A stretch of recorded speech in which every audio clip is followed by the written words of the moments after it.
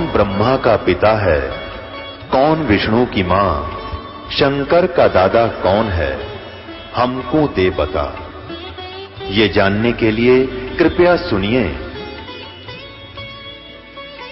जगत गुरु तत्वदर्शी संत रामपाल जी महाराज के अमृत वचन सर्व पवित्र धर्मों के पवित्र शास्त्रों के आधार पर। सत साहिब दर्शकों, हम जीवन भर पूजा पाठ करते हैं, व्रत उपवास रखते हैं, तीर्थ यात्राएं भी करते हैं, लेकिन फिर भी हमारे जीवन में सुख और शांति की कमी बनी ही रहती है। दर्शकों, ऐसी ही कहानी थी हरियाणा के रहने वाले हितेंद्र जी की। हितेंद्र जी वर्षों से चली आ रही पारंपरिक भक्ति साधनाओं को किया करते थे, लेकिन फिर भी इन्हें अपने जीवन में कभी सुख और शांति की अनुभूति नहीं हुई। लेकिन दर्शकों, आज हितेंद्र जी का कहना है कि जब से मैंने संत रामपाल जी महाराज से नाम दीक्षा ली है, तब से मेरे जीवन में अद्भुत परिवर्तन आया है।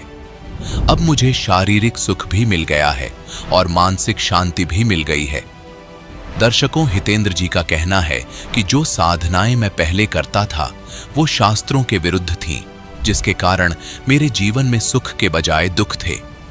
दर्शकों, आखिर हितेंद्र जी अपनी वर्षों पुरानी भक्ति साधनाओं को शास्त्र विरुद्ध क्यों बता रहे हैं? आखिर क्यों हितेंद्र जी ने संत रामपाल जी महाराज जी को सच्चा सद्गुरु बताया? आखिर इसके पीछे की सच्चाई क्या है? आइए सुनते हैं हितेंद्र जी की कहानी, उन्हीं की जुबानी। सर नमस्कार। नमस्कार जी। सर क्या नाम है आपका? सर मेरा नाम है हितेंद्र दास। कहाँ से आए हैं आप? सर मैं गुला चिका, तहसील गुला, जिला कैथल, हरियाणा से आया हूँ। संत रामपाल जी महाराज जी से कब जुड़े आप? सर मैं 8 मई 2014 को मैंने प्रथम नाम उपदेश संत रामपाल जी महाराज से लिया। सर, संत रामपाल जी महाराज जी से नाम दीक्षा लेने से पहले आप क्या भक्ति साधनाएं करते थे? भक्ति की बात करें तो सर मैं पहले व्रत भी करता था, शिव जी की उपासना करता था और मैं 4 बार डाक कावड़ भी लेके आया। इसके अलावा पितृ पूजा और वैष्णो देवी, अपनी कुल देवी बनभोरी में जाना, और इसके अलावा जितने भी तरह के पीरों पे जाना, मतलब हर तरह की, क्यों सिर्फ मेरे को परमात्मा की तलाश थी। परमात्मा की दया से सारे ही सुख थे, लेकिन फिर भी परमात्मा की तलाश थी कि वो परमात्मा है क्या, कौन है वो जिसने मतलब ये सारा सिस्टम रच रखा है। तो ये मेरी वो थी। तो मैं ये सारी जितनी भी हिंदू धर्म में उपासनाएं, सारी उपासनाएं करता था। संत रामपाल जी महाराज की शरण में कैसे आना हुआ? सर मेरे घर में पेंट का काम चल रहा था, तो वहाँ पे एक पेंटर आया, तो उसने मेरे को ज्ञान गंगा पुस्तक दी, और मैं अपने घर में एक टाइल थी जो मतलब उसमें शिव जी की फ़ोटो थी, वो जड़वा रहा था वहाँ पे। तो उसने मेरे को बताया कि ये आप गलत कर रहे हो, कि ये शिव जी तो काल का पुत्र है, मतलब इस तरह से उसने बातचीत करी। तो मुझे उसकी बात बिल्कुल भी अच्छी नहीं लगी, तो मैंने वो फिर भी उसके कहते कहते भी वो उसमें जड़वा ली। तो उसके बाद मैंने वो ज्ञान गंगा पुस्तक पढ़ने की कोशिश करी, लेकिन मैं वो नहीं पढ़ पाया। तो कुछ दिन पहले मेरे को पता लगा कि मेरा एक दोस्त बीमार है, तो मैं उसके पास गया, क्योंकि वो बहुत अच्छा लड़का था, वो हर तरह से धार्मिक तरीके से भी अच्छा था। तो जब मैं उसका पता लेने उसके घर उसका हालचाल पूछने गया, तो मुझे पता लगा कि वो किसी संत से जुड़ा हुआ है। तो मैंने उससे पूछा, माँ भाई तू कहाँ, तू संतों के चक्कर में पड़ गया तू? तो उसने बताया कि बस कि संत मिल गया, बढ़िया। तो मैंने नाम पूछा, तो उन्होंने बताया कि संत रामपाल जी महाराज हैं और बरवाड़ा में, हिसार में हैं। तो मैंने पूछा, तो मैंने उससे सबसे पहले यही पूछा कि नियम बता, तेरे वहाँ क्या नियम है? तो उसने बताया कि जैसे सारे ही जो इसमें नियम होते हैं कि एक ही परमात्मा की पूजा करनी है और अन्य देवी देवताओं की पूजा नहीं करनी, मतलब कि परमात्मा की पूजा करनी है, और नशा नहीं करना। तो फिर मेरे को लगा कि ये सभी तो नियम आम जिंदगी में बेहतर नियम है, वैसे भी हमें मतलब इन चीज़ों को मतलब फॉलो करना चाहिए। तो मैंने उसको बोला कि आपके यहाँ कोई लिटरेचर है पढ़ने के लिए? तो उसने मेरे को एक पुस्तक बोला कि आध्यात्मिक ज्ञान गंगा, तो वो कह रहा वो है मेरे पास। तो उसने दुकान की, मैं उसकी दुकान पे जाता रहा और मैं उसको बोलता कि लेके आए आज, तो वो भूल जाते थे डेली। तो मैंने ज़बरदस्ती उनको मतलब कि बार बार बोल के उनसे वो पुस्तक मंगवाई। और मैं जैसे कि मैं LLB का स्टूडेंट था उस टाइम, 2nd ईयर LLB में था मैं, तो मैं वो पुस्तक जैसे कि मैंने पढ़नी शुरुआत की। तो मैंने क्या किया कि जैसे मैं यूनिवर्सिटी जाता, तो उससे पहले मैं जितना पढ़ सकूँ उतना पढ़ के जाता, और आते ही यूनिवर्सिटी से फिर लग जाता खाना खा के, और ऐसे ऐसे करके मैंने वो 4-5 दिन में पूरी पढ़ दी। और कबीर साहब से तो मैं पहले ही बहुत प्रभावित था, लेकिन जब मेरे को पता कि अब वो पुस्तक पढ़ने के बाद मुझे उस जुलाहे का असली रूप पता लगा कि वो है कौन है, वो क्या सिस्टम है उसका। तो फिर मैंने उसको मतलब उसको पढ़ते पढ़ते मैं मंदिर जाता था 2 टाइम, और जो मंदिर का पुजारी था उसने चाबी मेरे को ही दे दी कि अभी आपने ही संभालना है इसको, सुबह शाम आता है। लेकिन मुझे उसकी एक बात अच्छी नहीं लगी कि वो औरों को बोलता था कि ये मेरा चेला है। तो जब मैंने उसको गुरु बनाया ही नहीं तो मैं उसका चेला कैसे हूँ। तो मैंने किसी के कहने पे एक बार उससे पूछा कि वहाँ ब्राह्मण का जो स्वभाव होता है वो तोशील स्वभाव होता है। तो मैंने बताया कि कुछ ऐसे बताते हैं कि भी ये अंधविश्वास है, ऐसे मतलब मंदिरों में नहीं जाना चाहिए। तो उसने उनको गालियाँ देनी शुरू कर दी। तो मेरे को बड़ा धक्का लगा कि यार ये ब्राह्मण है और ये गालियाँ दे रहा है, कम से कम ये बोले कि उनको नहीं पता, इतनी बात बोले। तो इस पुस्तक के पढ़ते पढ़ते मैंने मंदिर जाना छोड़ दिया। तो उसके बाद मैंने ये सारा लिटरेचर कम से कम मैंने इसमें 1 साल का समय मैंने लिया होगा कम से कम। तो सत्संग सुने, मोबाइल में भरवा लाया। इसके अलावा कबीर साहब की जो वाणी थी मैंने वो सारी पढ़ी, और मैंने नाम लेने से पहले दोबारा से नियम मंगवाए सारे, और उन नियमों को मैंने पहले ही फॉलो करना शुरू कर दिया, कम से कम भी 1-2 महीने पहले। और फिर मैंने अपने उस दोस्त को बुलाया कि मुझे नाम लेना है। तो वो समय नहीं निकाल पा रहा था, तो उसने मेरे लिए फिर समय निकाला। मैंने अपने पिताजी से बात की कि मैं नाम लेना चाहता हूँ। तो जैसे एक तो खुश होते हैं, लेकिन पिताजी थोड़े परेशान हुए कि ये नाम लेने की बात कर रहा है। तो उन्होंने घर में मम्मी से बात की कि अगर हम इसको मना कर देंगे तो ये शायद तब भी चला जाए। तो उन्होंने मेरे को मना नहीं किया, उन्होंने मेरे को हाँ कर दी। तो अगले दिन मेरे को उन्होंने 1000 रुपये और साथ में गाड़ी दे दी। तो मेरी माताजी, मेरी बहन और मेरा छोटा भाई और वो जो भगत सुखदीप दास वो मेरे साथ गए, और वहाँ पे जाके नाम उपदेश लिया। और मुझे इतना मतलब अच्छा लगा ना उस टाइम जब मैंने नाम लिया कि वो मैं उन मंत्रों के लिए तड़प रहा था कि वो मुझे मंत्र कब मिले। और नाम लेने से पहले ही मैंने संत रामपाल जी महाराज को अपना गुरु मान लिया था पहले ही, और पूरी श्रद्धा उनके अंदर झोंकती थी कि हे परमात्मा, अगर आप कुछ हो तो आप मेरे को घसीटो अपनी तरफ, मैं आपको समर्पित हूँ। अगर आप में कुछ है तो आप। तो इस तरह परमात्मा ने मुझे 8 मई 2014 को अपनी शरण में ले लिया। सर, संत रामपाल जी महाराज से नाम दीक्षा लेने के बाद आपको क्या लाभ मिले? सर लाभ तो पूछो ही ना, कि इतने लाभ हुए कि मालिक। सबसे पहला जब मैं जेल से जमानत के बाहर छूटा, मतलब तो मैं यूनिवर्सिटी गया तो मेरा नाम कट हो गया था वहाँ से। तो मैंने वहाँ बोला कि नाम दाखिल करना है, तो उन्होंने बोला कि वीसी की परमिशन लेके आओ। वीसी की परमिशन मिल गई। तो वो वीसी की परमिशन उस दिन मिली जिस दिन लेक्चर ओवर हो गए थे। तो बोले कि अब लेक्चर भी कंडोन कराने पड़ेंगे। दोबारा एप्लीकेशन लिखी, मालिक ने वो दया करी कि वो लेक्चर भी कंडोन हुए। और जैसे नेक्स्ट एग्ज़ाम जो आए 6 सेमेस्टर के, उस एग्ज़ाम से 2 दिन पहले रोल नंबर मिला, और फिर वो एग्ज़ाम दिए, मालिक ने वो भी क्लियर करवाए। फर्स्ट डिवीज़न से सारी LLB क्लियर कराई। और जो रेगुलर स्टूडेंट थे आज उनकी सप्ली हैं, वो अभी तक क्लियर नहीं कर पाए अपनी LLB, लेकिन मालिक का ये बच्चा मतलब दया से, मालिक की दया से उस टाइम ही क्लियर कर गया। तो ये एक लाभ हो गया। और इसके अलावा सतभक्ति मार्ग जिसकी तलाश थी, उस जुलाहे का असली रूप देखना था, पता करना था, वो वाणी सारी। और जैसे मैं शिव जी को ही दी बेस्ट मानने बैठा था, तो वहाँ से क्लियर हुआ। अभी उनका अपमान नहीं करते, और वो भी भक्ति काम आई। वो काम ऐसे आई कि वो स्टेप दर स्टेप मतलब चलती गई। सबसे पहले मैं हनुमान जी की भक्ति करता था, फिर मैं कृष्ण और शिव जी की भक्ति करता था, फिर मैं वैष्णो देवी का उपासक बन गया। और ये स्टेप वही स्टेप है ये, जैसे कि ये ब्रह्मा विष्णु महेश की माता है, मतलब जो शेरा वाली है। और अब फिर ये सीधा ही अब मालिक की शरण में आ गया। तो मतलब बेनिफिट वहाँ से भी मिला। वो बेनिफिट इतना मिला कि अगर वो पुस्तकें, वो गीता अगर आज ना पढ़ी होती तो शायद इतनी जल्दी समझ में नहीं आता। क्या आप नशा करते थे संत रामपाल जी महाराज जी से नाम दीक्षा लेने से पहले?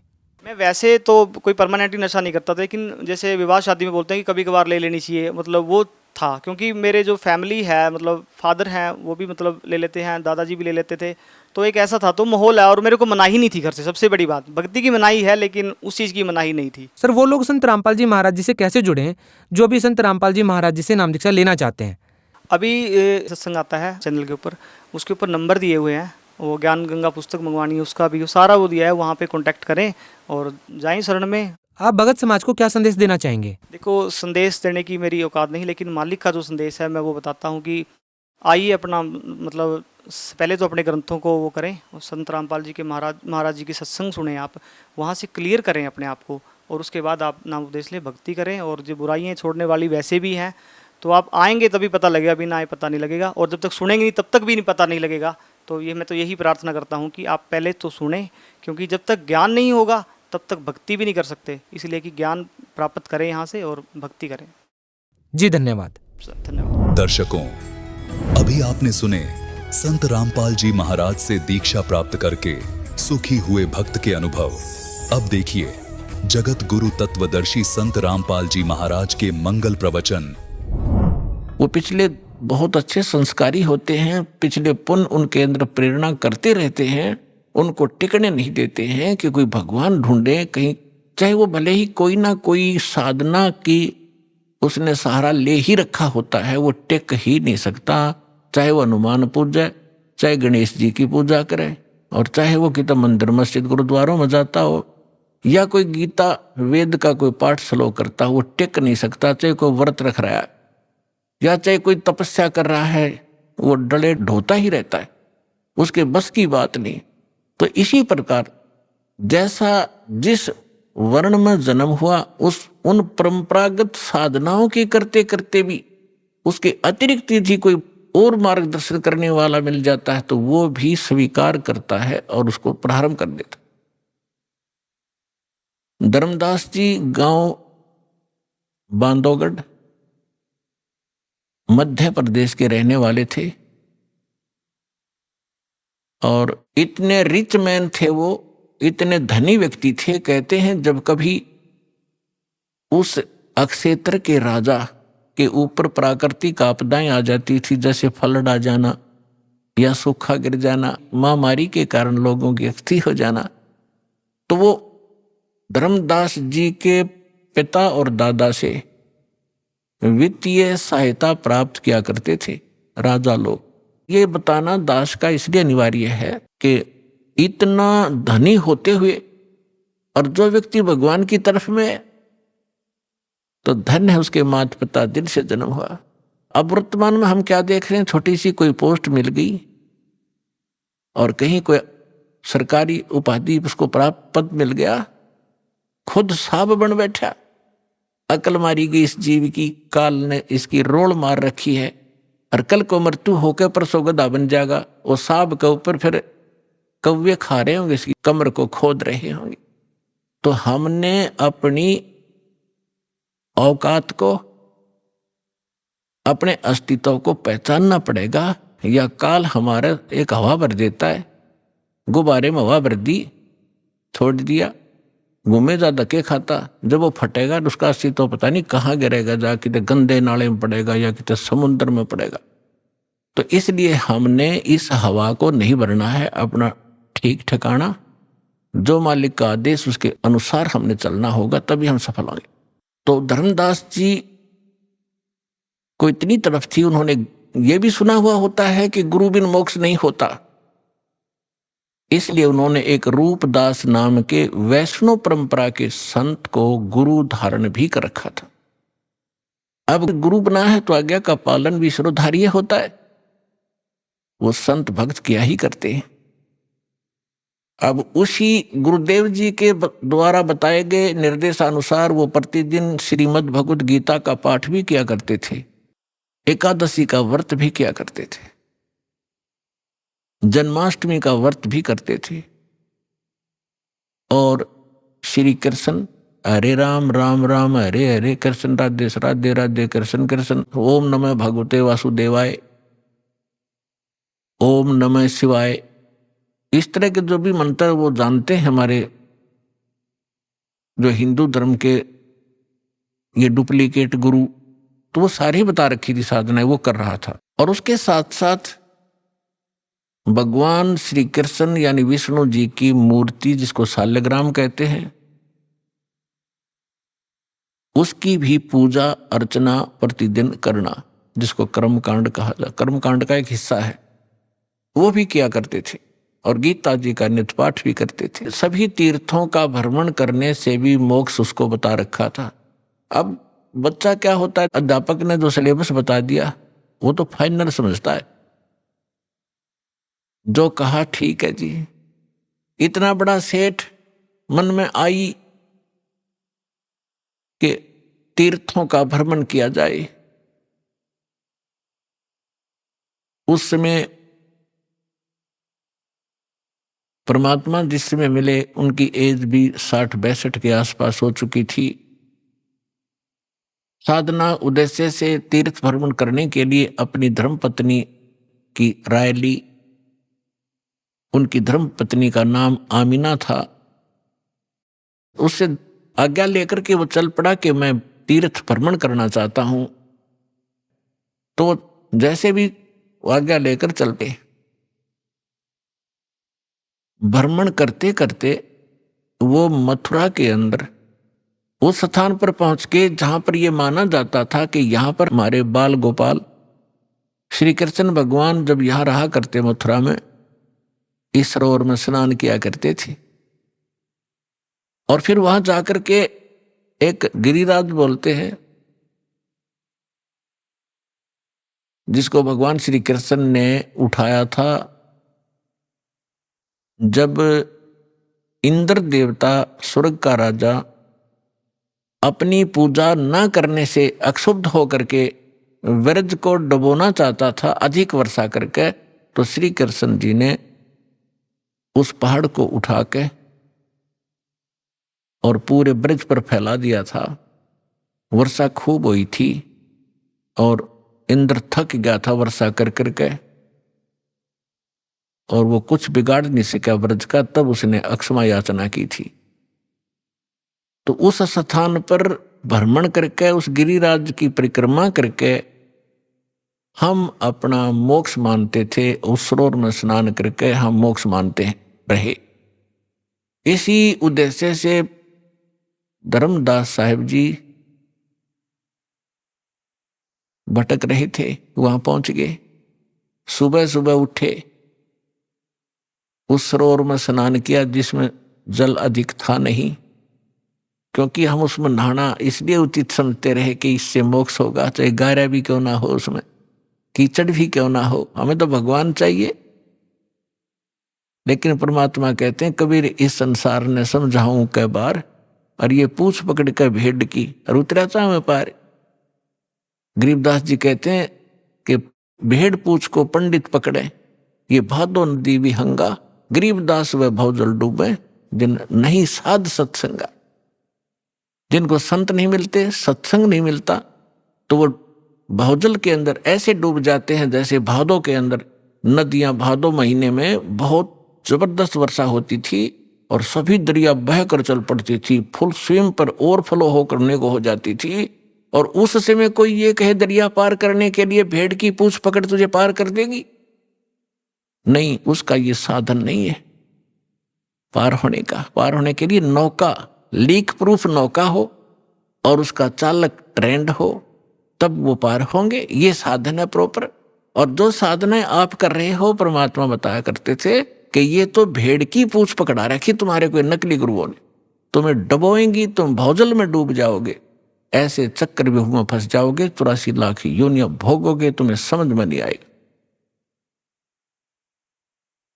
उस तालाब में स्नान करके उसी से जल का लोटा भर के और भगवान की मूर्ति को स्नान कराया। स्नान करा करके नए वस्त्र पहना करके पुराने वस्त्र थैले में डाल दिए, बाद में धोऊंगा। और एक स्थान लीप के वहां भगवान की मूर्ति रखी, गाय के गोबर से और मिट्टी मिलाकर लीपते थे, उसे स्वच्छ बनाते थे। और उस पर सुंदर स्वच्छ कपड़ा बिछाकर उस पर बैठ के पहले भगवान की वो कर्मकांड किया, उनके कपड़े बदलवाए, स्नान कराया, मुकुट माला रख के कंठी माला पर आकर बैठ गए। फिर लगे गीता का पाठ करने।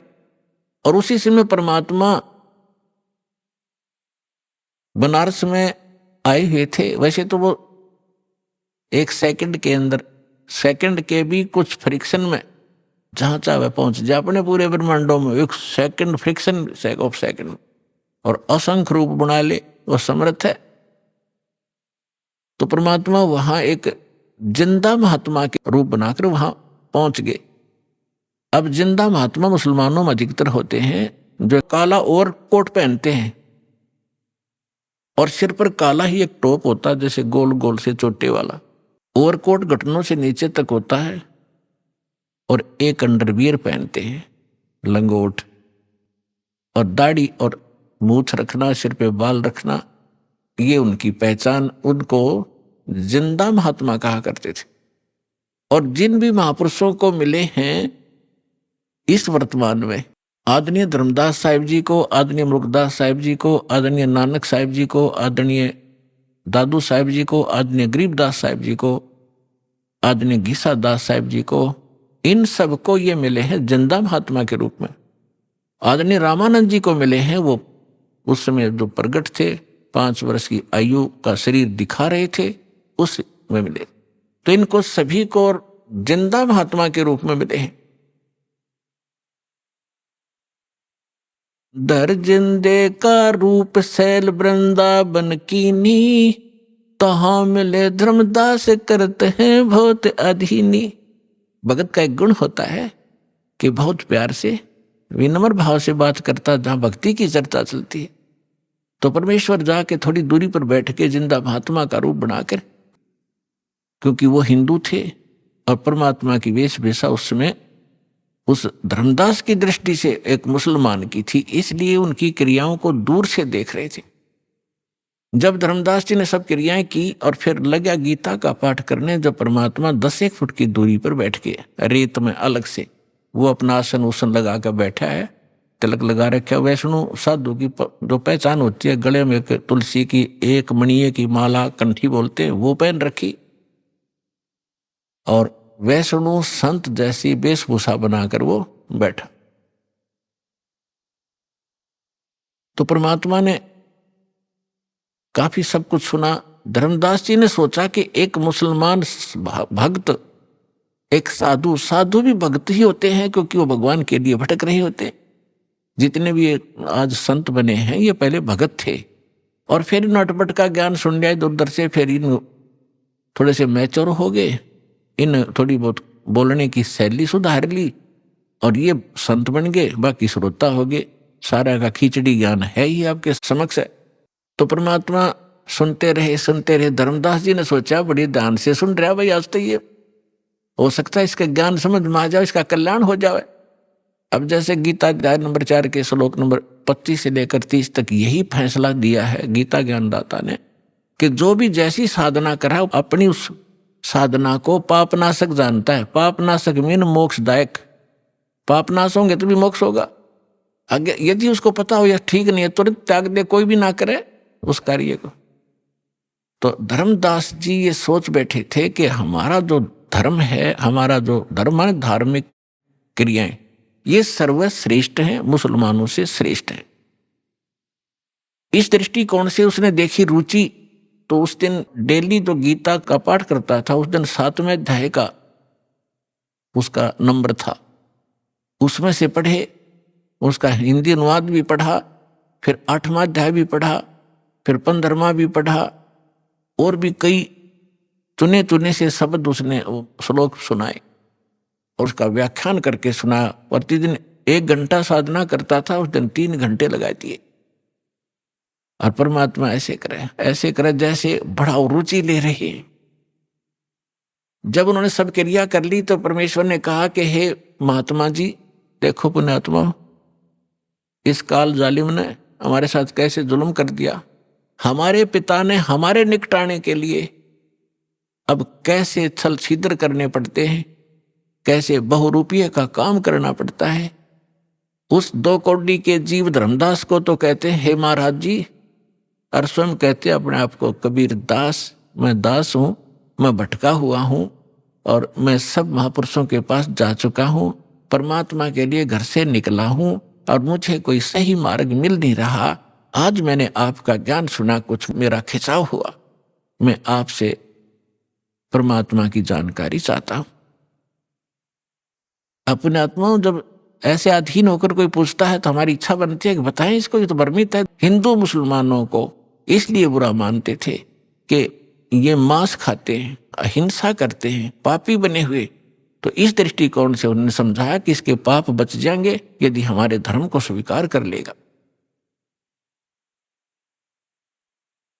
तो धर्मदास जी ने कहा कि कैसा लगा ज्ञान, कि बस पूछो मत, गदगद हो गया हूं। कबीर परमात्मा बोले और मैं दीक्षा लेना चाहता हूं आपसे। मालिक को पता था कि इतना बुद्धिमान है, ये ऐसी गलती करेगा नहीं। तो धर्मदास जी ने कहा देखो जी, मैं तो भक्त हूं और मेरे गुरु जी हैं रूपदास जी, वैष्णव परंपरा से मेरा संबंध है, हम रामकृष्ण की पूजा किया करते हैं और मैं उनसे दीक्षा दिला सकता हूं आपको। मैं दीक्षा का अधिकारी नहीं हूं। यदि कोई अनधिकारी दीक्षा देता है वो यूजलेस होती है, और वो स्वयं भी दोषी होता है और सामने वाले को भी, शिष्य को भी कोई लाभ नहीं हो सकता। इसलिए मैं आपको दीक्षा नहीं दे सकता, आप मेरे गुरु जी के पास चलिए। अब परमात्मा ने कहा ठीक है, मैं आपके गुरु जी के पास चलूंगा, मुझे तो दीक्षा चाहिए, मोक्ष चाहिए, लेकिन उससे पहले मेरी कुछ शंकाएं हैं, उनका समाधान चाहूंगा। हाँ बोलो बोलो। धर्मदास जी बोले बोलो बोलो, क्या शंका है? एक तो मुझे बताओ कि मैंने क्या क्या क्रिया करनी पड़ेंगी और क्या नहीं करनी पड़ेंगी। धर्मदास जी ने बताया कि देखो, जीव हिंसा नहीं करनी, महापाप होता जीव हिंसा करने का, और जो जीव हिंसा करते हैं वो कभी मोक्ष प्राप्त नहीं कर सकते, वो आजीवन भटकते रहते हैं, चाहे बेशक भक्ति करो। परमात्मा बोले ठीक है, मैं त्याग दूंगा, कुछ नहीं करूंगा।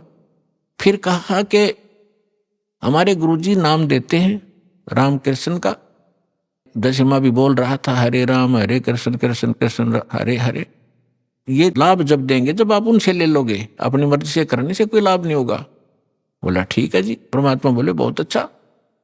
और 68 तीर्थ करने होते हैं, मैं 68 तीर्थ कर करके आया हूं, और ये मैं आज मथुरा में और आगे जाऊंगा, अभी कर रहा हूं, उसी भ्रमण पर निकला हूं।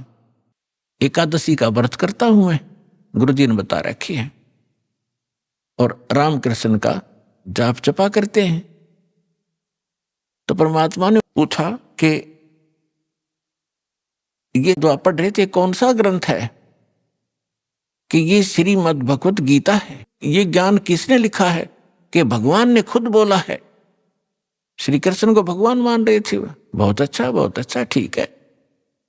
तो भगवान ने, अभी आप पढ़ रहे थे कौन से अध्याय तो मैं बता नहीं पाऊंगा आपको, लेकिन अभी आप कह रहे थे कि अब दास आपको बताएगा जब आप समझोगे। भगवान की उनकी वार्ता एक गोलमोल थी, लेकिन अब प्रमाणित करना पड़ेगा उन्होंने कौन से शब्द बोले थे।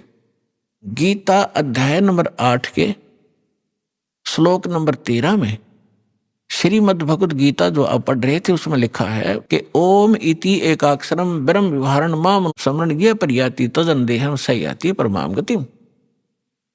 मुझ ब्रह्म का, गीता बोलने वाला कह रहा है, मुझ ब्रह्म का केवल एक ओम मंत्र है, इति, यही बस, ये एक अक्षर है। और इसका अंतिम सांस तक स्मरण करता हुआ जो शरीर त्याग कर जाता है वो परम गति को प्राप्त होता है। अच्छा, एक बात और पूछूंगा मैं आपसे कि मैं साधना करूंगा, राम और कृष्ण के जो जाप बताएंगे गुरुजी वही करनी पड़ेगी, लेकिन क्या ये इस गीता में लिखे हैं? कि बोला नहीं, ये गीता में नहीं लिखे हैं। तो परमात्मा ने कहा कि एक किसान का विवाह हुआ और काफी एज्ड हो गया, उसका कोई संतान नहीं हुई। जब वो लगभग 60-70 वर्ष का हो गया तब उसको पुत्र प्राप्त हुआ, 60 वर्ष की आयु में।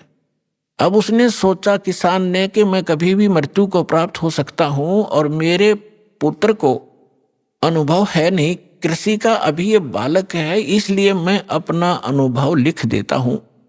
उसने एक पैड पे, एक डायरी में, बही होती थी पहले, बही बोलते थे, उसमें सारा अनुभव लिख दिया। कौन सी क्रॉप, फसल कौन से सीजन में और कितनी बार जमीन को बहाकर संवार कर बोनी चाहिए, कितना उसमें प्रति बीघा बीज डालना चाहिए, कितने कितने समय पर उस पर पानी देना चाहिए, सिंचाई करनी चाहिए, कब उसमें खाद डालना चाहिए, और कैसी स्थिति होगी जब वो परिपक्व होगी, उसकी ये स्थिति होगी तब उसको काट कर उसको भूसा अलग करके घर ले आना चाहिए, फिर उसे रोटी बना के खानी चाहिए। वो सारा कुछ लिख दिया। धर्मदास जी सुन रहे, हाँ जी ठीक है, फिर ठीक है। और फिर उस पिता की मृत्यु होगी और पिता ने कहा था, बेटा यदि मेरी मृत्यु हो जाए तो आप, मेरा अनुभव इसके अंदर लिखा है, इसको पढ़ना और इसके अनुसार अपनी कृषि खेती करना। अब वो बेटा क्या कर रहा है? पिताजी ने बताया था गेहूं बोने के लिए बो रखी है भांग उसने। पिताजी ने बोला था कि इसमें अरहर की दाल बीजना, उसने बीज रखा वहां पर घास दतूरा। तो क्या वो किसान का पुत्र धनी हो जाएगा या वो वस्तु प्राप्त कर लेगा? उसका पिता बता के गया था कि नहीं नहीं, ऐसा कभी नहीं हो सकता। धर्मदास जी उत्तर दे रहे, क्या तो महामूर्ख है, मूर्ख है, वो तो वही करना चाहिए जो पिताजी ने उसमें अनुभव लिखा है। परमात्मा बोले, गीता का ज्ञान आप बताते हो, भगवान ने बोला। आखा जी, और भगवान ने इसमें लिखा नहीं, जो मंत्र जाप आप करते हो, जो क्रियाएं आप करते हो, व्रत रखते हो, छठे अध्याय के 16वें श्लोक में व्रत को भी बना किया। आप एकादशी के दिन भूखे मरते हो, तो आप उस किसान के पुत्र से कम है क्या? शतब्द हो गया धर्मदास, क्योंकि पुण्यात्मा पहली बार चाहे कितनी सच्ची बात समझा दे पर अंदर स्वीकार्य नहीं होती, उसका रिएक्शन होता है। और लेकिन वो जख्म बना देती है अंदर, ऊपर से चाहे वो कितना बड़बड़ कर ले, लेकिन अंदर जगह बन गई। तो धर्मदास जी थोड़े से नाराज हुए। परमात्मा बोले, देखो जी नाराज ना हो, मैं तो एक शंका का समाधान चाह रहा हूं, आप मेरी शंका का समाधान नहीं करोगे तो कैसी बात बनेगी? धर्मदास चुप हो गया और मन में यह सोच रहा कि तो मुसलमान है, ऐसी बात करेगा ही करेगा। चुप हो गया, मुंह फेर लिया। थोड़ी देर फिर परमात्मा ने कहा कि देखो, मेरी बात का प्रश्न का उत्तर तो दो, तभी तो मैं मानूंगा, मेरी गलती हो तो क्षमा करो। परमात्मा ने कहा कि जिस सरोवर में आपने स्नान किया है और इसको मोक्ष मांगते हो, ये आपका तीर्थ स्थल है, इसके अंदर कितने जीव जंतु हैं? आपने स्नान किया, रगड़ रगड़ कर मार डाले करोड़ों, और देखिए लोटा भर के लाया था पानी का, जिससे आपने ये स्थान लीपा है, इसमें कितने जीव जंतु देखो, तेरे लोटे में देख ले। और तूने जो भगवान की मूर्ति के स्नान कराने के लिए छान कर लाया था, तू जब छाना था उसमें कितने जीव थे तेरे छालने में, वो सारे मर गए। और आप कहते हो जीव हिंसा नहीं करते। तो इतना कहकर परमात्मा अंतर ध्यान हो गए, उसकी अरुचि देखकर। अब धर्मदास जी को परमात्मा हृदय में छेद कर गया और पकड़ लिया दिल उसने। हाँ भाई, गीता में है नहीं राम डरे ढोरे, हरे कृष्ण राधे श्याम सीताराम राम साध राधे श्याम मिला दे, तो खा के साधना 16 में जाके 23वें श्लोक में 24वें श्लोक में गीता में परमात्मा ने बताया उसी दौरान। अभी आप पढ़ रहे थे, आप कह रहे थे कि जो शास्त्र विधि को त्याग कर मनमाना आचरण करते हैं, उनको ना सुख होता है, ना कोई सिद्धि प्राप्त होती है, ना उनकी गति होती है। उसके लिए शास्त्र ही प्रमाण है, उसके कर्तव्य और अकर्तव्य की व्यवस्था में, उसके अतिरिक्त किसी की मत मानो। तो है तुम्हारे शास्त्र में कहीं पर यह नाम? धर्मदास जी स्तब्ध हो गए, सिर घूम गया। और फिर भगवान सामने से अंतर ध्यान हो गए, तो वो और ज्यादा चिंतित हो गए कि इतना विद्वान पुरुष, भगवान तो नहीं माना उसने, लेकिन ये जरूर मान लिया कोई महापुरुष सिद्धि वाली थे, और कितना बढ़िया ज्ञान बताया। और मैं महामूर्ख, आगे ज्ञान सुना नहीं, मेरी मंदबुद्धि, दुर्भाग्य मेरा। और ये कैसा गंदा ज्ञान मेरे अंदर समा चुका है, मैंने सत्य ज्ञान को स्वीकार नहीं किया। ऐसी बहुत गलानी बनी, लेकिन अब बने क्या? रोने के सिवा कुछ शेष नहीं था। सारी रात करवट ले ले रात बिताई, और रह रहकर पर अर्ज की, हे भगवान, उस महात्मा को फिर मिला दे। हे परमात्मा, कौन था वो? भगवान था ही क्या? एक बार मुझे फिर से मिले, मैं सारी बात सुनूंगा। सारी रात बैठकर रो रो कर काटी। सुबह उठा वक्त से उसने सोचा तो रोटी बना ले, और फिर खोज करूंगा उस संत का कि तो बैठा पाएगा तो यहां तीर्थों पर। सुबह उठा, एक मोटी लकड़ी जंगल से तोड़कर श्याम ने ला रखी थी, ला के रखी हुई थी। वह मोटी लकड़ी चूल्हे में लगाई, उसके साथ सहयोगी लकड़ी जला करके अग्नि जला दी लगा करके। वह मोटी लकड़ी कुछ गिल्ली सी थी, ज्यादा गिल्ली नहीं थी, पर थोड़ी थोड़ी ठीक सी थी। और उसके पिछला हिस्सा जो कटा हुआ था, और वो थोड़ी सी थोथी थी, दुर की दुर होलो थी, उसके अंदर सुराख था, उसमें चींटियां भरी पड़ी थी। खाना बना रहा था, खाना बनाते बनाते सुबह उठकर वक्त से बनाने लगा, तो निकट जब वो लकड़ी आई, उसका एंड, लास्ट एंड आया लकड़ी का, तो उसका ध्यान पड़ा, सारी भात बना ली, रोटी बना ली, क्या देखा कि चींटियां अंडे मुंह में लेकर सफेद सफेद और उस लकड़ी से बाहर निकलने का प्रयत्न कर रही है। लकड़ी के एंड पर एक तरल पदार्थ उबल रहा है, गर्म होने के कारण वो बाहर निकलती है, उसमें गिर कर चटक चटक जल रही है। जब धर्मदास जी ने देखा कि वो तेरे की आज तो अनर्थ हो गया, आज तो जुल्म हो गया, इस सारे भात में ना जाने इतनी लंबी लकड़ी में 2-2.5 फुट की लकड़ी जल गई है, इसमें तो करोड़ों चींटी मर गई विद एग समेत, अंडों समेत मर गए हो। भगवान, आज जैसा पाप अपराध मुझसे कभी नहीं हुआ होगा। तुरंत शेष लकड़ियों को बुझा, जल डाला।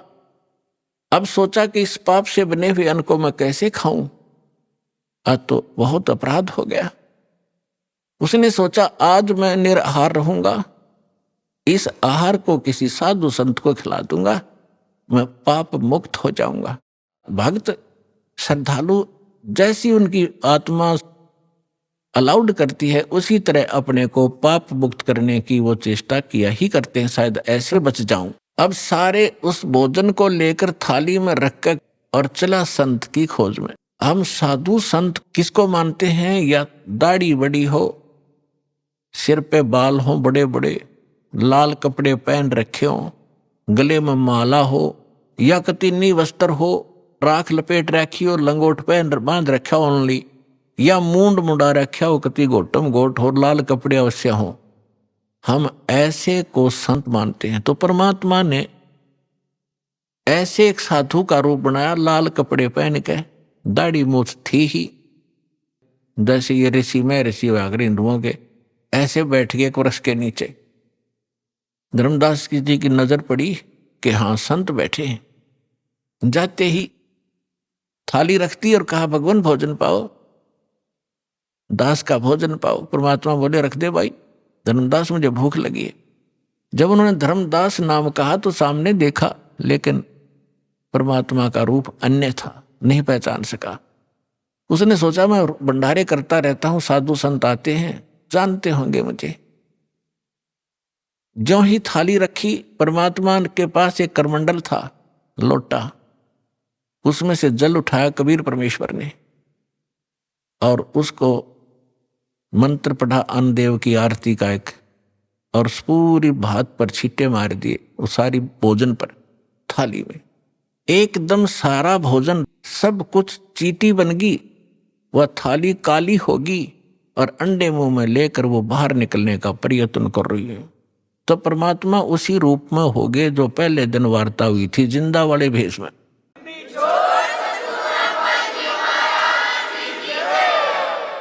तब धर्मदास जी ने देखा कि सचमुच ये तो वही महापुरुष है।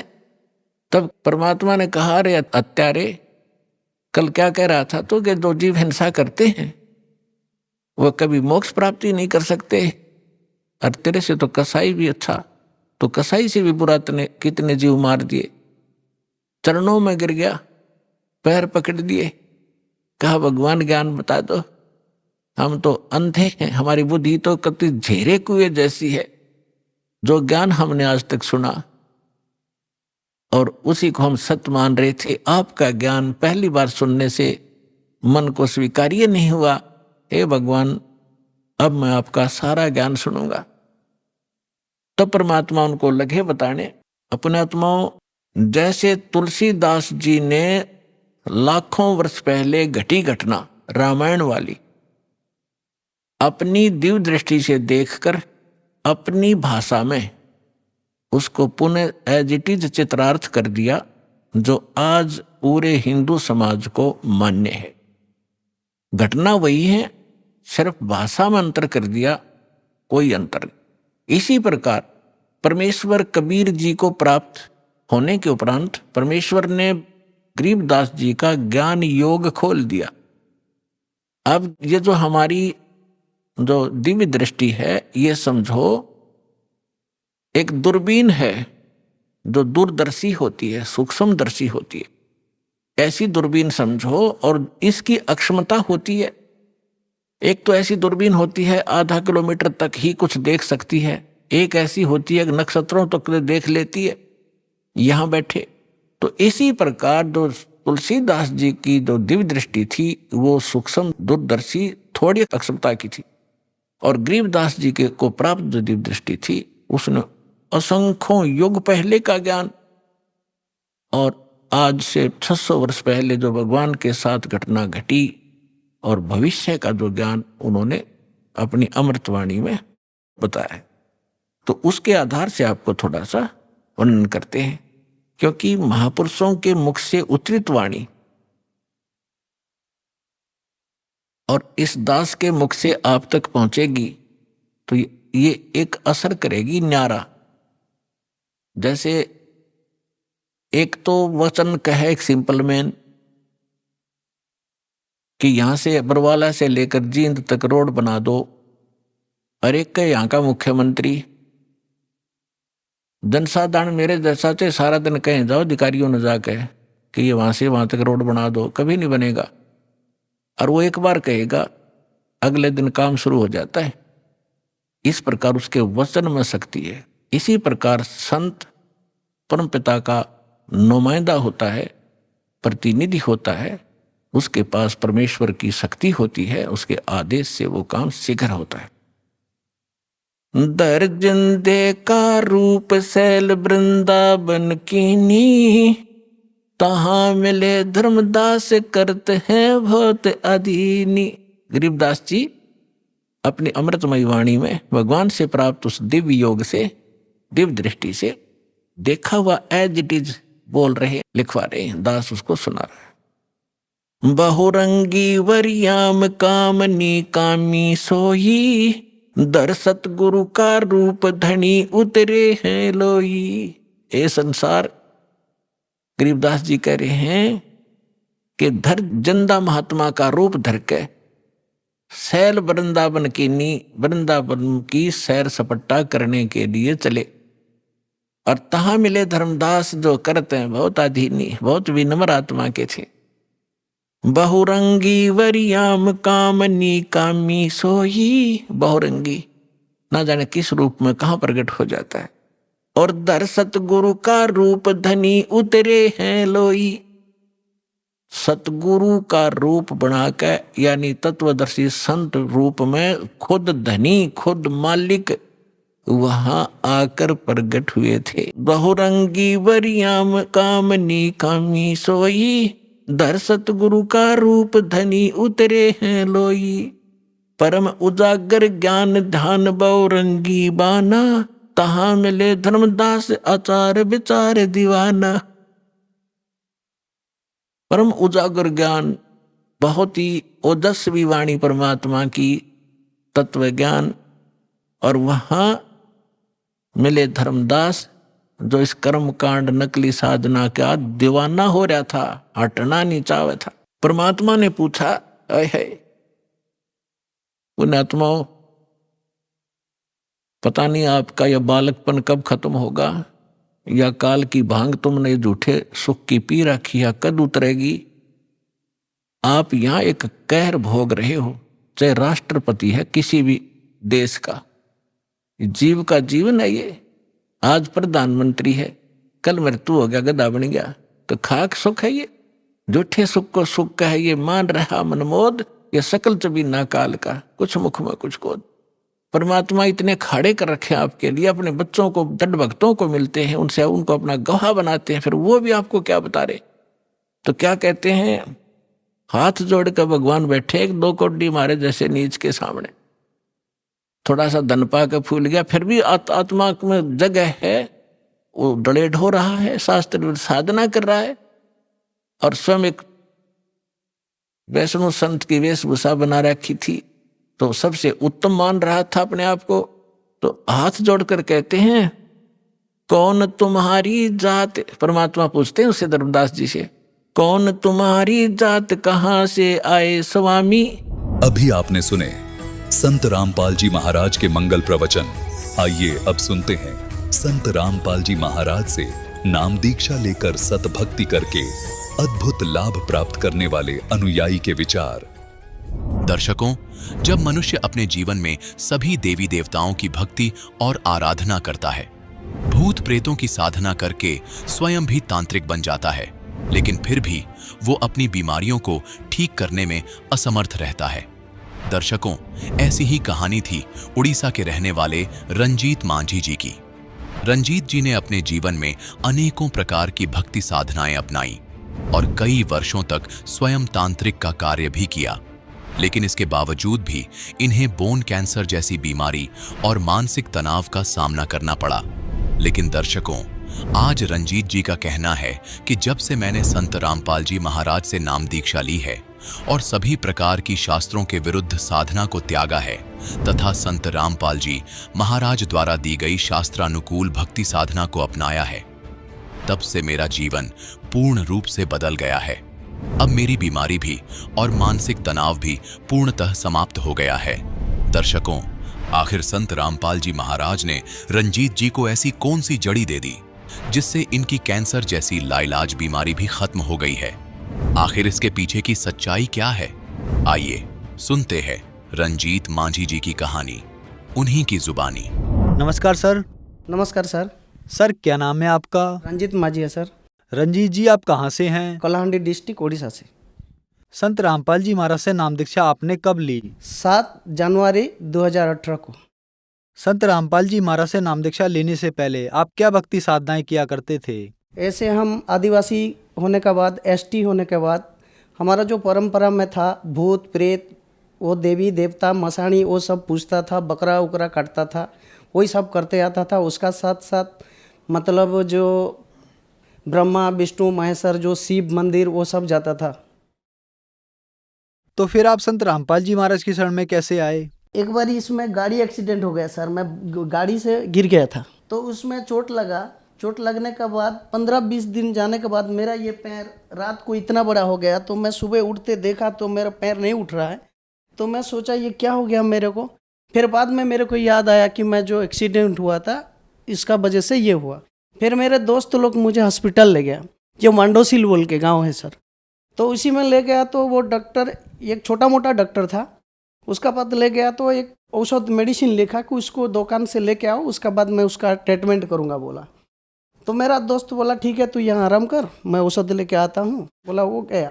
तो मैं बोला कि नहीं भाई, मैं अकेले यहाँ नहीं बैठूँगा, मेरे को भी साथ ले जा, तो दोनों औषध लेके आऊँगा तो साथ में चला जाऊँगा। ऐसा सोच के जब गया तो वहाँ पर जो मेडिसिन दुकान जिसका है वो खुद एक डॉक्टर है, मांडोसिल का है, वो साहू डॉक्टर है, अभी भी उसका बड़ा दुकान है। तो उसने बोला, जब हम पर्ची दिया तो ये किसके लिए भाई? बोला तो मेरा दोस्त बोला वो मेरा दोस्त है उसके लिए। बोला तो उसको लेके आओ, मैं भी डॉक्टर हूँ, चेक करूँगा बोला। तो वो जब मेरे को देखा तो बोला कि भाई ये कैसे हुआ? तो मैं बोला एक्सीडेंट हो गया था सर, और 10-15 दिन के बाद ये हुआ है। तो वो बोला सीजन क्या बोलता है उसको, इन्फेक्शन, ऐसा बोला मेरे को, इन्फेक्शन बोला। तो मैं ठीक है सर, तो आप इलाज कर दीजिए बोला।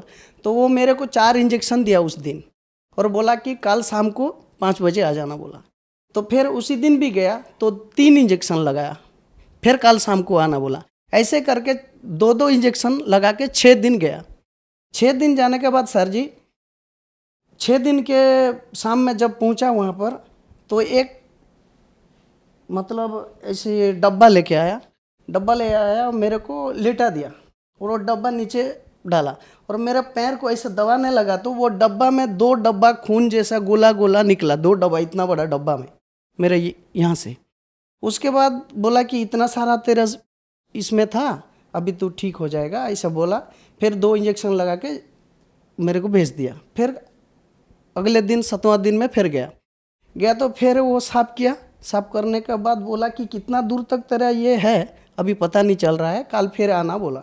फिर गया। अगले दिन मैं अपना जो कैंची है ना, जो रुआ काटते हैं डॉक्टर लोग, उसको दबाया तो वो अंदर इतना दूर तक चला गया। तो मेरे को बोला कि ये तो भाई होल हो गया, तेरा हड्डी में होल हो गया है। तो मैं बोला सर ये कैसे हो गया सर? तो बहुत दिन हो गया ना, इसीलिए तेरे कैंसर हो गया। मेरे को तो बताया नहीं, मेरा दोस्त को बुला के बताया कि उसको हड्डी कैंसर हो गया है और वो मतलब उसको बोल देना। तो वो मेरा दोस्त मेरे को बताया। तो मैं बोला कि कैसे, अभी तो मैं बचने वाला नहीं हूँ, फिर गरीब आदमी हूँ, पैसा इतना मेरे पास है नहीं। को बताया कि भाई ये तो मरेगा, क्योंकि इसका इलाज तो यहाँ होता नहीं है और उसका पास पैसा भी है नहीं, तो ये मरेगा ही मरेगा।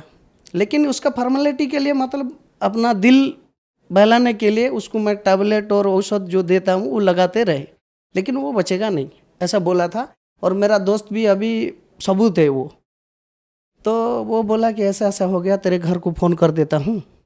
बोला तो मैं बोला नहीं करना मेरे घर को, क्योंकि मैं तो दुखी यहाँ हूँ, मेरे घर वाले दुखी हो जाएंगे, मेरे बच्चे सब लोग दुखी हो जाएंगे, पत्नी ये सब दुखी हो जाएंगे। तो वो बोला ठीक है। तो मैं क्या सर, उसी टाइम मेरे को, मैं उससे पहले ये ज्ञान गंगा पुस्तक मेरे हेल्पर जो मेरे से काम करता था, हेल्पर, मैं मिस्त्री का काम करता हूँ, तो मेरा हेल्पर ज्ञान गंगा पुस्तक रखा था और उसको वो कवर में बंद करके अपना सिर पर तकिया दे के सोता था। तो एक दिन वो ड्यूटी गया था, मैं नहीं गया उसी दिन, दारू जोर से पिया था सर, और मैं ऐसा ऐसा करके देखा तो बुक निकला, मैं खोला, पढ़ा, मतलब ऐसा खोला तो उसमें ओम, अभी जो ओम और प्लस चिन्ह जो होता है सभी का दिए हैं, तो उसको मैं ऐसा खोल के बोला कि ये क्रिश्चियन का किताब कहाँ से रखा है। बोला, मैं उसको रख दिया, नहीं पढ़ा। फिर उसके बाद सर मैं फिर दारू दुकान में चला गया। दारू दुकान में जाने के बाद अपना जो खाना बना था, बनाने वाला, उसको बोला कि मैं मीट मछली लेके आता हूँ, तू बना और दारू लेके आऊँगा, बोला। तो बनाने के बाद फिर दोनों बैठ गया उसी सामने और पीने लगा। तो मेरे दिमाग में कैसे हो गया कि वो किताब को पढ़, ऐसा मेरा दिमाग में आया। तो मैं फिर उस किताब को वो दारू पीते समय ही पढ़ा तो सर उसमें देखा कि कौन ब्रह्मा का पिता है, कौन विष्णु की माँ, ये सब लिखा है। तो मेरे दिमाग फैल गया कि ब्रह्मा विष्णु का भी माता पिता है, आज तक हम सुना नहीं था, ये कैसे किताब है। फिर मैं दूसरे पल्चे खोला, ऐसे खोल के देख के गया एक एक पेज, तो एक भक्तों का अनुभव पढ़ा था मैं। तो मुझे ऐसा कैंसर था, ऐसा वो हुआ था, संत रामपाल जी का, महाराज का जो शिष्य लोग जो अपना अनुभव बताते हैं, तो उसी पुस्तक में पढ़ा था। तो मुझे वो याद था। तो सर मैं ये अपना जो कैंसर का बारे तब याद आया कि मैं वो किताब में पढ़ा था। तो मैं वो किताब तो उसका है, मेरे पास तो है नहीं, तो मैं कैसे पाऊंगा। तो मेरे दिमाग में ऐसा परमात्मा भर दिया था कि उसमें जो पैम्पलेट आता था, वो पैम्पलेट को मेरे जेब में भरा रखा था मैं। तो वो मेरे को याद आया कि मेरे पास पैम्पलेट है, वो पैम्पलेट में क्या लिखा है तो दिखने के बाद मेरे को पता चल जाएगा। फिर मैं जब गांव चला गया, अगले दिन में वो मांडोसिल से गांव चला गया, फिर गया तो मेरे पास मोबाइल भी नहीं था। तब दूसरे को जाके वो पैम्पलेट दिखा के उसको मैं SMS किया, बर वाला फ़ोन किया। पहले तो फ़ोन किया तो कौन बोल रहा है, नहीं मैं रंजीत माझी बोल रहा हूँ और ये किताब मुझे मिलेगा क्या, बोला। तो वहीं से बोला कि नहीं, आप SMS करो, आपका एड्रेस पूरा पता दे के SMS करो इसी नंबर में, तो आपको मिल जाएगा। तो फिर मैं दूसरे लड़का का मोबाइल में SMS किया और मेरे को 2 दिन के बाद एक भगत, जैसे संत रामपाल जी के शिष्य रहते हैं अपना गांव का नज़दीक में, वो लाके बस में मेरे को दिया। तो मैं पढ़ने का बाद मेरे दिल में ये आया कि गुरु है तो संत रामपाल जैसा गुरु नहीं है और भगवान है तो कबीर जैसा भगवान नहीं है। मैं जब पढ़ के ये अनुभव किया, संत रामपाल जी महाराज से बोले कि आप सही भगवान हो तो परमात्मा मेरी ये कैंसर जो बीमार है उसको ठीक कर देना दाता, मैं आपकी शरण में आऊँगा। तो उसी रात को मैंने पहले जैसे लगाता था वो साफ करके, उसी औषध को, मतलब मैलम जो देते हैं, वो मैलम को लगाया और सो गया। सोने के बाद सुबह उठा तो भगत जी मैं ऐसे नहाने चला गया तालाब में नहा के, घूम के, धो के, पूरा फ्रेश होके, जैसे कि मुझे कुछ नहीं हुआ, ऐसे ही मेरे को महसूस नहीं हो रहा है कि मेरे पैर में कुछ था। उसके बाद मैं घर आया, घर आने के बाद भी घर वाले कुछ नहीं बोला, मेरे पत्नी भी कुछ नहीं बोला। तो मेरे को खाना वाना दिया, फिर क्या बोला, जो सुबह धोता हूँ मैं, फिर औषध लगाता हूँ। तो मेरे पत्नी बोला कि आज नहीं साफ करोगे क्या, गर्म पानी कर दिया हूँ, साफ करो, बोला। तो मेरे को याद आया, ठीक है लाओ, बोला। तो मैं जब खोला वो पट्टी, खोलने के बाद भगत जी उसमें जब खोला और रोए में जो मैलम पानी दिया था, डेटल पानी, वो साफ करने लगा तो वहाँ से खून निकला। तो मैं बोला खून कैसे निकल रहा है भाई, खून तो नहीं निकलना चाहिए। फिर मैं थोड़ा दबाया उसको, दबाया तो थोड़ा अंदर नहीं गया, फिर अच्छा से दबाया तो देखा तो पूरा मांस भर गया था वहाँ। तो मैं बोला कि बंदी छोड़ संत रामपाल जी महाराज, आपकी कृपा से मैं अच्छा हो गया भगवान, मेरे को कब तुम्हारा बुलावा आएगा ऐसा सोचा सर। फिर बाद में मैं बोला अपने पत्नी को कि मैं नाम दीक्षा ले लूँगा, लेकिन वो नाम दीक्षा ऐसे लेना है कि कैसे नाम दीक्षा लूँगा तो वो तो मुझे मालूम नहीं संत रामपाल जी महाराज से, तो मेरे को तो वही पता नहीं था कि नाम क्या है, लेकिन दीक्षा बोल के मालूम था, क्योंकि अपना जो गांव में लोग दीक्षा लेते हैं तो ऐसा दीक्षा होगा ये, ऐसा मेरे को मालूम था।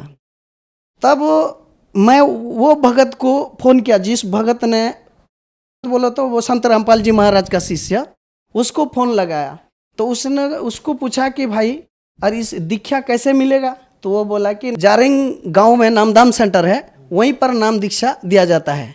उसके बाद 4 नंबर में जब जनवरी में गया 7 जनवरी 2018 को, तो मेरे को नाम दीक्षा संत रामपाल जी महाराज से मिली।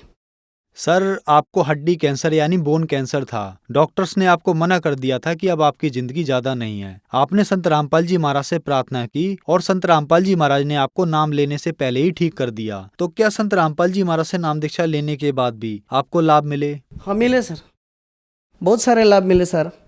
इतना बोलूँगा तो थक जाऊँगा सर, लेकिन थोड़ा सा बताऊँगा।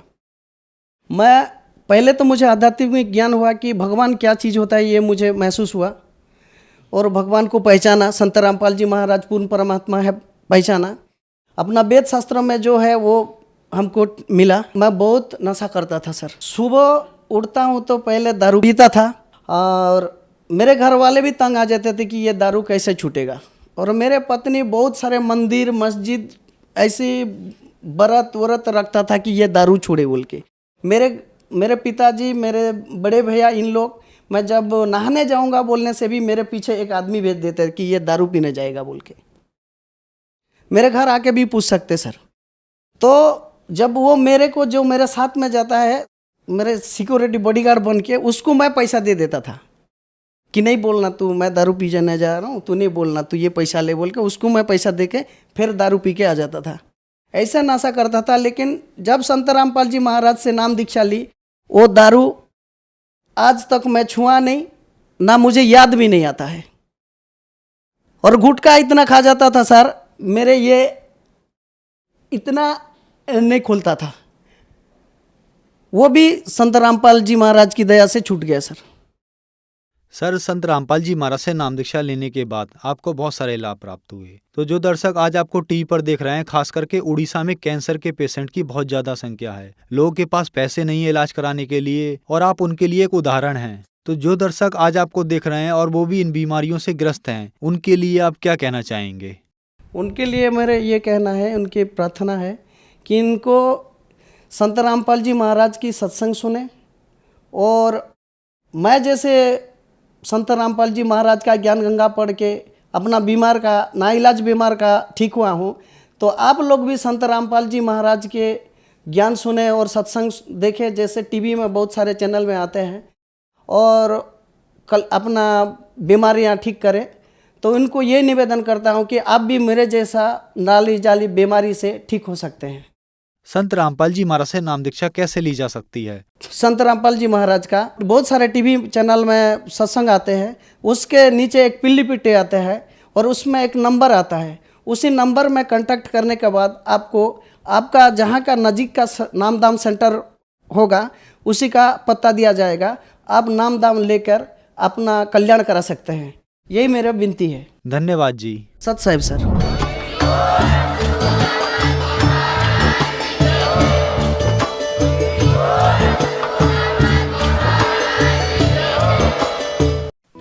आप सुन रहे थे जगत गुरु तत्वदर्शी संत रामपाल जी महाराज के मंगल प्रवचन। अधिक जानकारी के लिए संपर्क करें।